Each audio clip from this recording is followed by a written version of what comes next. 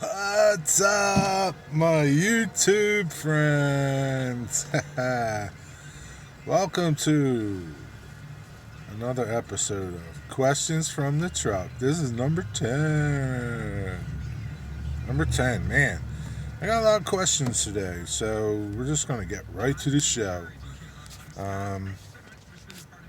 So, how this show works is you guys ask questions, model related, railroad related, woodworking related, and I try to get you answers either from my viewers or myself if I can. And as always, I put the questions that everyone asks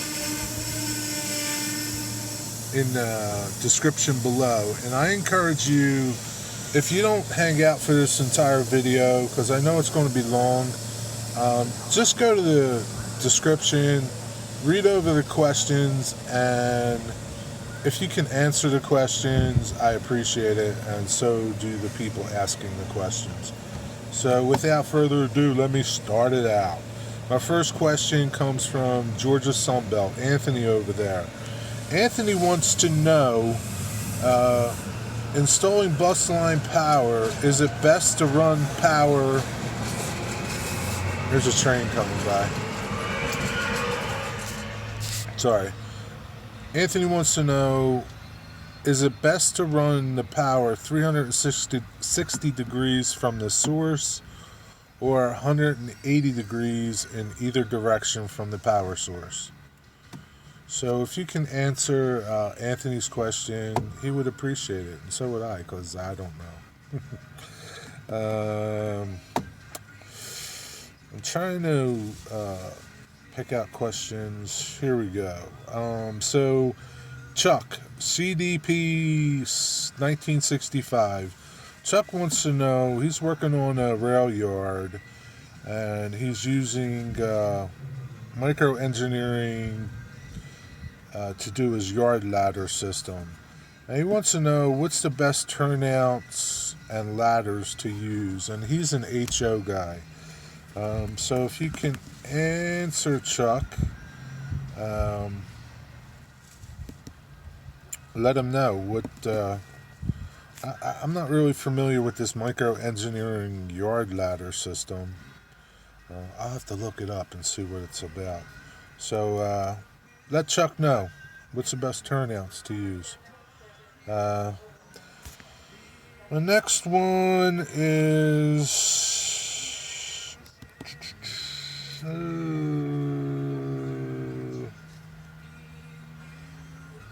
no, I think that is pretty much it for questions y'all can answer. The rest of them are geared to me. So my next question is from Wilmer over there at Indian Head Valley Railroad. Wilmer wants to know, have I used any of my woodworking skills to scratch build? No, not yet, Wilbur. Sorry to say that. I haven't just gotten to that point. I'd like to, and I haven't done any scratch building other than those little cardboard structures I built. I only built one just to see what it was like, but that's just gluing cardboard together. That was pretty easy. But and he wants to know my favorite pie and coffee, how I like my coffee for our Sunday morning coffee and trains. Because y'all know that Wilmer's on Dale's layout and he's trackside. And I visit Wilmer sometimes because we're buddies. So Wilmer, pie, I don't really care. Cherry pie, doesn't matter. Coconut custard, I really don't have a preference. Coffee, just 2 creams. That's it. No sugar. Pretty easy. My next one is from PDRREngineer, Art over there. Art wants to know, is there any real advantage to painting the underside of your bench work? So here's my opinion on it, and it's just going to be really short. I think it depends on your climate. You know, if you have, well, not so much your bench work, because your bench work, it's going to move, but not like plywood. Um, Plywood is really going to change um,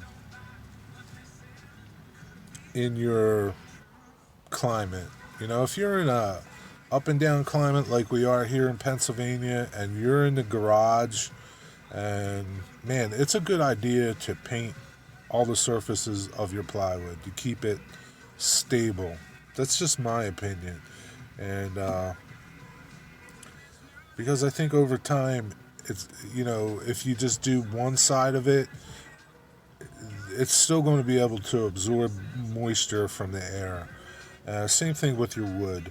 Your wood is absorbing moisture and moving all the time. It moves,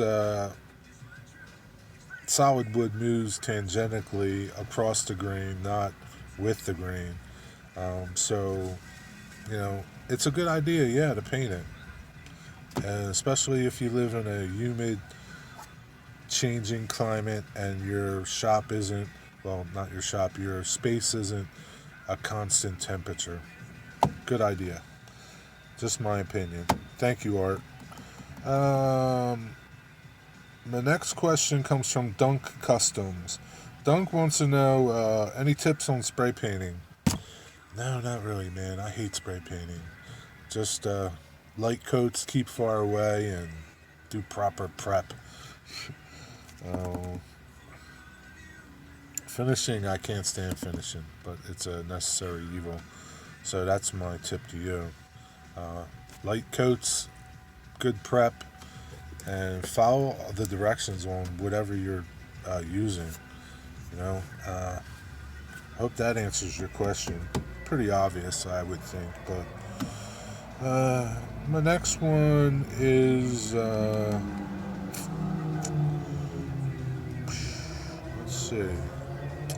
Let's go with Mount Blessing Railroad. He wants to know my favorite loco for my layout and rolling stock that I use. I don't have a layout, so, but my favorite loco right now is my and this is N scale. I have a Broadway Limited Heritage Unit, Pennsylvania, and I kind of like that.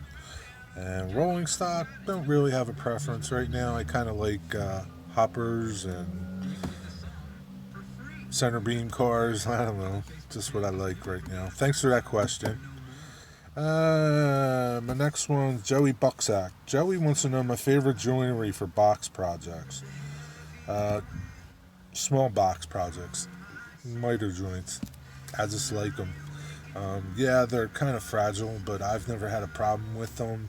If you think they're going to, you know, if you think they're going to be a problem for you, you could spline them. But I just like miter joints. They're easy. They look good. And like I said, spline them if you think there's going to be a problem. And he wants to know what are terms to listen to on the scanner that indicate train movement near a yard. So what's happening is you're going to listen for the crews to be talking, either get permission or give status on what's going on. Like you might hear, give me, you know, take my slack, or, you know, give me 10, you know, 12. You know, you'll just hear chatter. I mean, I don't know how to explain it to you. You got to really listen and pay attention to what's going on. Sometimes, yeah, it's hard to understand them. But the more you listen, the better you'll be at understanding what's happening. And train signals, you'll hear them get permission. You know, wish I could be better, have a better answer for you, but you just got to pay attention what's going on. Sometimes it's not easy. Thanks, Joey. Thanks for your questions. My last question seems to be from Drew. Drew Steele 69 over there. Drew wants to know, have I thought of a railroad name for my layout, my model layout? Um, you know, I have and I haven't. I don't know. I guess I'll figure it out once I start doing one.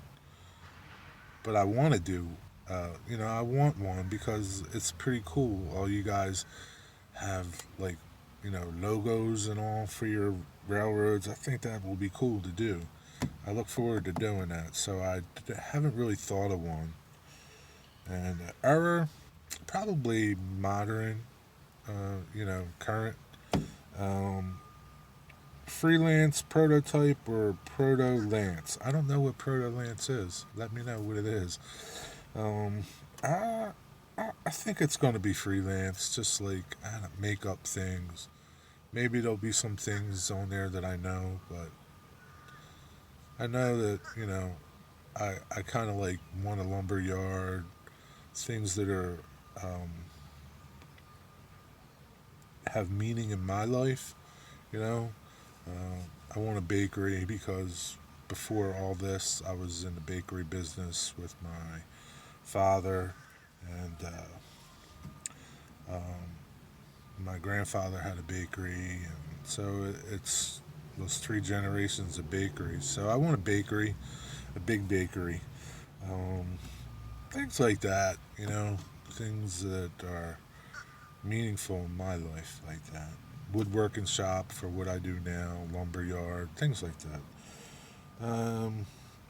So I think that's it for my questions. And as always, I appreciate all your questions. And I hope you hung around till the end. If not, I understand. This is a long video. Hey, be well, be blessed in this crazy time we're in.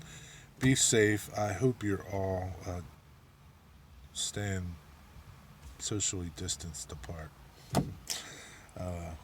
Be well. God bless. Until the next time. See it!